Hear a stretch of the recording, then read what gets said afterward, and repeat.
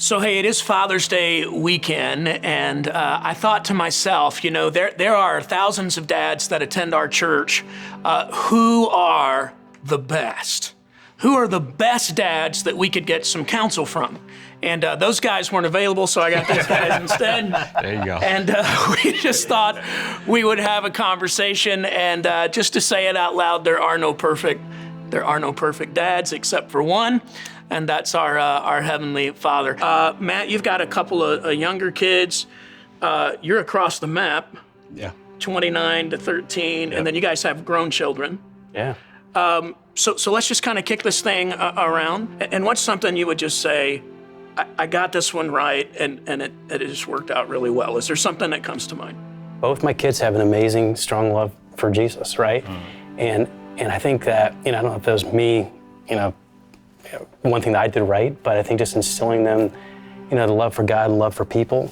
And you go through a lot of challenges to get there. A lot of times you're like, oh, I'm not sure this is really gonna work out. Maybe we should reevaluate what we're doing, but just to stick through, man, and continue to pray for them and to see them as adults that love Jesus and love people and, are investing, in their kids and taking them to church. It's probably the thing I'm most proud of.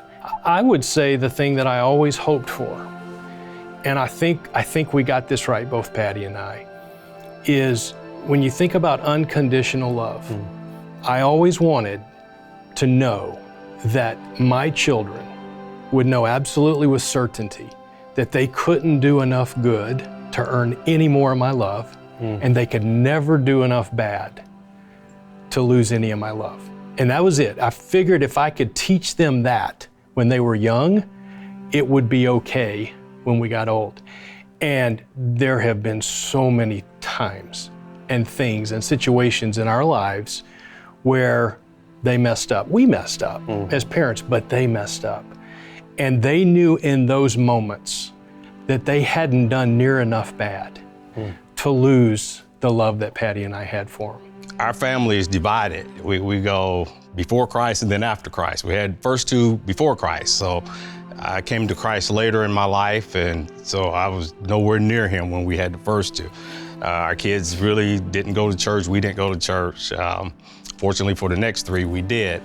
But the one thing, and I'm still trying to do well, is I don't force Jesus on my kids because to me that was a big turnoff. What I try to do is live my life and have them know who Jesus is through there, because I think that would have made the biggest impact in my life coming up. So that's what I try to do. Matt is one of our newest members on staff, but Matt came out of education.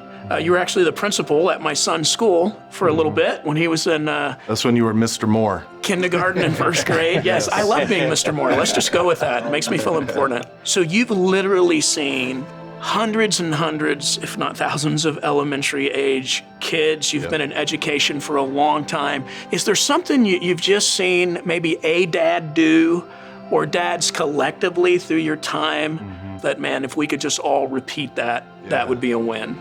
The first thing that came to mind is when I was teaching fifth grade.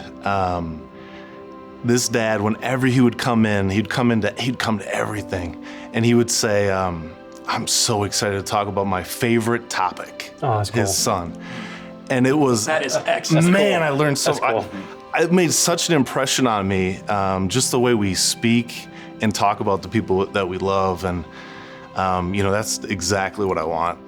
People to think when I talk about my kids, like that is my favorite topic.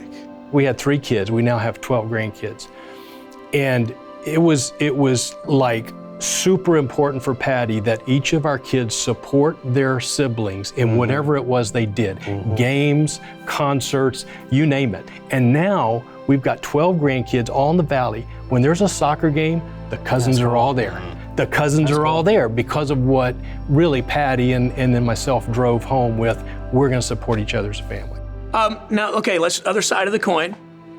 So, what's something you look back at and you're like, oh man, if I could redo that? If it was something I had to do over, and as the other children come on, I hope I've gotten better at it, is to not set a bar, say like, you can't cross. This is the standard. You cannot go past that.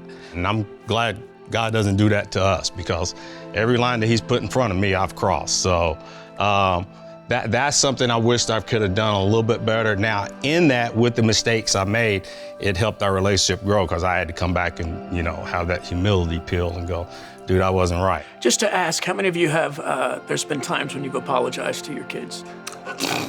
Like today? But keep your hand up for a second. Yeah, like today. I want you to see this, because this is huge in what we're talking about. An apology, I'm not perfect, will you forgive me, opens the door for a real relationship. 100%. It's one of the best things you can do. I actually, now that I'm a granddad 12 times, I wish I could do it over again as a dad. Because as a granddad, you just love your grandchildren. You just love them. But as a dad, everything's great or everything's terrible, and you just exaggerate. I did. Go to those extremes. I would go to the extremes every time, and I lose sleep over it, and I would have angst over it and all that. And as a granddad, I just have a different perspective, and it's a perspective, I just love you, and I want what's best for you, and it's just really cool. And I wish I could have that attitude over again. I think just looking back and like things that I would probably change and do over again is you really can't take back words that you say, right? In the heat of the moment. And we're all gonna say some really stupid things to our kids. And I wish I could take those things back, in those times, but it's really hard. You can apologize, and we should do that. We raise our hands and say we've all done that. But I think, some of those wounds, I think kids are begging and dying for just encouragement that they're not getting from the outside world. And when they come into the family, that's gotta be their safe spot. And listen more. Just listen to what they're saying and their dreams and their fears and what's going on at school, and deeply listen to that. I think those two things I would do is talk less, listen more. Talk less, listen more. Write that down. When I lose it, it's almost always a pride issue. I want my kids, my family to be seen in a certain way. I want my son, my daughter to act in a certain way. And sometimes it's kind of because for their good, but a lot of time it's a pride issue in myself. One last question. What's a piece of advice so we've talked about, hey, I think I got this right. Hey, I wish I could do that again. But is there some kind of piece of advice in the realm of being a good dad? Just remember this truth.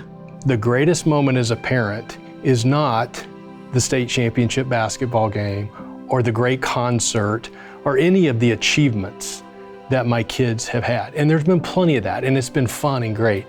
The greatest parenting moments, by far, are the moments when your kid messes up, maybe really messes up, and you are there as a parent to love and to encourage and to wrap your arms around them and say, it's gonna be okay.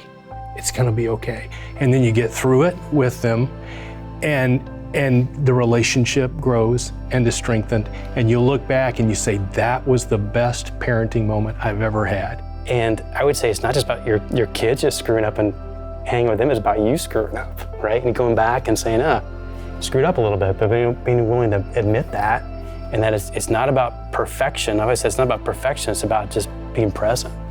And just hanging out and fulfilling that responsibility and let God take care of all the details. I don't want anybody to miss it. He said, presence over perfection. So if you're writing stuff down, that's a one-liner you're probably gonna hear from me in the future. It's just so dead on, presence over perfection. Be the parent that you wanna be. I told my wife, I said, I'm gonna do the best I can. I said, but I know one thing. I said, by God's grace, I said, I wanna be with my kids for their whole life. Yeah. I will not leave my kids. Hell or high water, boom, I'm here with them, I want them in my life. They're mine. Awesome. That's good. So. I look back at my dad and dads in general, my dad especially. When you think of the memories, you think of the goofy, funny, willing to be embarrassed. Not willing, they're not going to be embarrassed. They're just going to go do something goofy. Man, what are we intentionally doing to be fun in our houses? Well, thank you guys for sharing some of your wisdom with us. And as all of you have said, wisdom comes from mistakes and learning from them. And we're kind of all in process. But happy Father's Day Happy Father's Day. to each of you. Likewise, happy Father's Day, guys. Father's Day. Happy Father's Day. And it's Miller time.